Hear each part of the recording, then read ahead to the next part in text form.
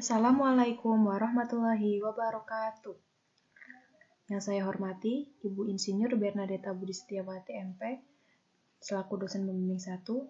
Yang saya hormati, Ibu Galuh Hea Akoso, SPMSC, selaku dosen pembimbing 2. Pada kesempatan kali ini, saya akan menyampaikan materi penyuluhan desain pemberdayaan dengan judul Optimalisasi lahan pekarangan untuk budidaya sayuran dengan teknik vertikultur model hidroponik sistem sumbu.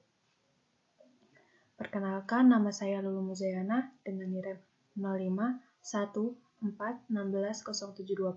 mahasiswa semester 8 Politeknik Pembangunan Pertanian Yogyakarta Magelang. Pengertian vertikultur. Vertikultur merupakan teknik budidaya sayuran yang dinilai efektif untuk diterapkan di lahan pekarangan yang luasnya relatif sempit karena tanaman yang disusun secara vertikal, sehingga hasil yang didapatkan akan berlimpah walaupun memiliki lahan pekarangan yang sempit atau bahkan tidak memiliki lahan pekarangan sama sekali. Lalu untuk hidroponik sistem sumbu atau bahasa Inggrisnya weak system merupakan salah satu sistem yang paling sederhana dari sebuah sistem hidroponik karena tidak memiliki bagian yang bergerak sehingga tidak menggunakan pompa atau listrik. Sistem sumbu merupakan sistem pasif dalam hidroponik karena akar tidak bersentuhan langsung dengan air. Dinamakan sistem sumbu karena dalam pemberian asupan nutrisi melewati akar tanaman disalurkan dengan media atau bantuan berupa sumbu. Untuk kelebihannya, terdapat 5 kelebihan dari hidroponik sistem sumbu. Yang pertama adalah biaya untuk mengumpulkan bahan yang diperlukan tergolong sangat murah.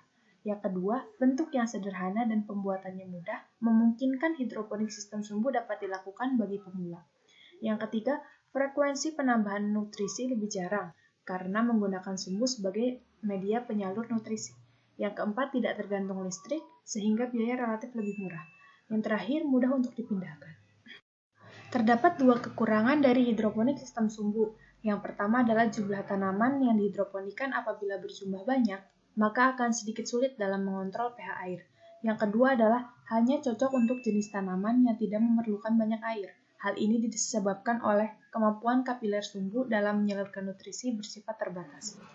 Untuk cara pembuatannya, di sini yang saya paparkan adalah hidroponik sistem sumbu dengan menggunakan botol bekas dan media rockwool.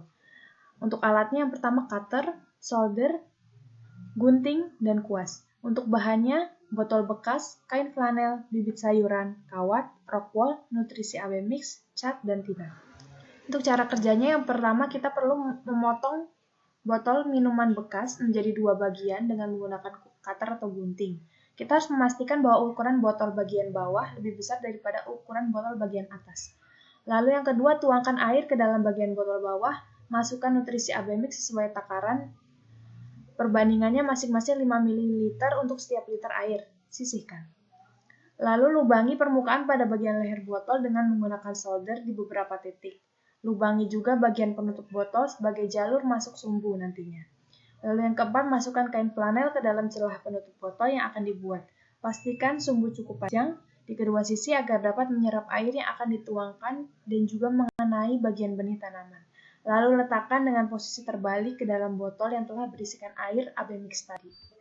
Yang kelima, buat beberapa lubang kecil di bagian atas botol bagian bawah untuk lubangnya di atas permukaan air AB mix tadi sebagai ventilasi oksigen. Yang keenam, pasang kawat di bagian ujung botol bagian bawah sebagai tempat menggantung botol nantinya. Yang ketujuh, warnai botol menggunakan cat untuk menghindari tubuhnya lumut serta untuk menambah nilai estetika. Yang kedelapan, masukkan benih yang sebelumnya telah disemai selama 14 hari di rockwool ke bagian dalam botol yang telah dibalik. Yang kesembilan, pastikan benih terkena dengan bagian sumbu yang sudah terbasahi dengan larutan nutrisi dan air. Yang ke-10, letakkan botol di area yang ramah sinar matahari, namun tidak rawan terkena hujan agar benih tumbuh dengan baik. Yang ke-11, lakukan proses tersebut untuk membuat media tanam lainnya. Lalu masuk ke aspek sosialnya. Di sini fungsi kelompok tani dalam optimalisasi lahan pekarangan untuk budidaya sayuran dengan teknik vertikultur model hidroponik sistem sumbu. Fungsi kelompok terdapat 3 fungsi kelompok tani. Yang pertama, kelompok tani sebagai kelas belajar. Yang kedua, kelompok tani sebagai wahana kerjasama. Dan yang ketiga, kelompok tani sebagai unit produksi. Kelompok tani sebagai kelas belajar merupakan Jadi kelompok tani merupakan wadah belajar mengajar bagi anggota untuk meningkatkan pengetahuan, keterampilan, dan sikap agar tumbuh dan berkembang menjadi usaha tani yang mandiri melalui pemanfaatan dan akses kepada sumber informasi dan teknologi sehingga dapat meningkatkan produktivitas, pendapatan, serta kehidupan yang baik.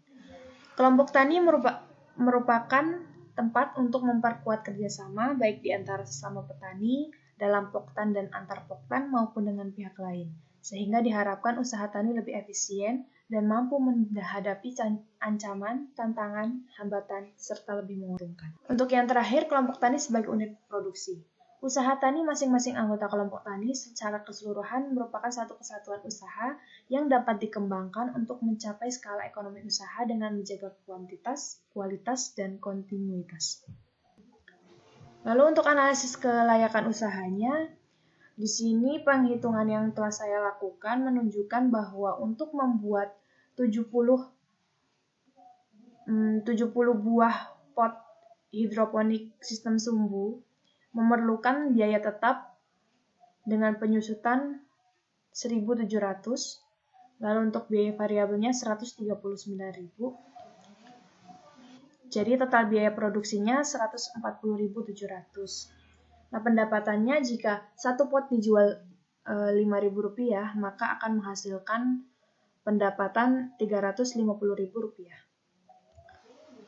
Sehingga keuntungan yang didapatkan yaitu pengurangan dari total pendapatan dikurangi biaya produksi, total biaya produksi 350.000 dikurangi 140.700, maka pendapatan bersihnya adalah 209.300. Untuk RC-nya, nilai RC-nya adalah 2,48, maka artinya usaha layak dijalankan karena nilai RC-nya lebih dari 1. Untuk OI-nya, nilai OI-nya 2,52, artinya usaha juga layak dijalankan karena nilai OI 2,52 atau lebih dari 1. Untuk BEP-nya dihitung dengan total biaya produksi dibagi harga jual, maka untuk BEP-nya 28,41 saya bulatkan menjadi 29 buah. ROI-nya 149%. Sekian pemaparan dari saya, kurang lebihnya mohon maaf. Terima kasih. Wassalamualaikum warahmatullahi wabarakatuh.